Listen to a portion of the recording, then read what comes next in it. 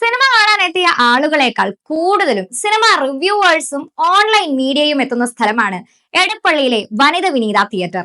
ഇനി റിവ്യൂവേഴ്സും ഓൺലൈൻ മീഡിയയും തിയേറ്ററിൽ പ്രവേശിക്കരുത് എന്ന രീതിയിൽ തിയേറ്റർ മാനേജ്മെന്റ് പുറത്തുവിട്ട പ്രത്യേക അറിയിപ്പ് എന്ന പേരിലാണ് സോഷ്യൽ മീഡിയയിൽ ഇപ്പോൾ വ്യാജ അറിയിപ്പ് പ്രചരിക്കുന്നത്.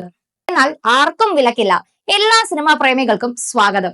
സിനിമാ റിവ്യൂവേഴ്സിനും ഓൺലൈൻ മീഡിയയ്ക്കും വിലക്കേർപ്പെടുത്തിയെന്ന തരത്തിൽ പ്രചരിക്കുന്ന നോട്ടീസ് വ്യാജമാണെന്നും അതുമായി തിയേറ്ററിന് ബന്ധമില്ലെന്നും വനിത വിനീത തിയേറ്റർ അറിയിച്ചു.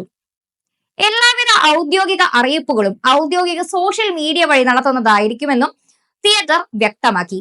എല്ലാ സിനിമാ പ്രേമികൾക്കും തിയേറ്ററിലേക്ക് സ്വാഗതമെന്നും എല്ലാവർക്കും സുഖപ്രദമായ തിയേറ്റർ അനുഭവം ഉറപ്പാക്കുമെന്നും വനിത വിനീത തിയേറ്റർ അറിയിച്ചു. കഴിഞ്ഞ ദിവസം ആറാട്ട് എന്ന മോഹൻലാൽ ചിത്രത്തിന്റെ റിവ്യൂ പറഞ്ഞ ശ്രദ്ധേയനായ സന്തോഷ് വർക്കി എന്ന ആറാട്ടണ്ണനെ തിയേറ്ററിൽ നിന്ന് ഇറക്കി വിട്ടിരുന്നു. ഇതിന്റെ വീഡിയോ സോഷ്യൽ മീഡിയയിൽ വ്യാപകമായി പ്രചരിക്കുന്നുണ്ടായിരുന്നു.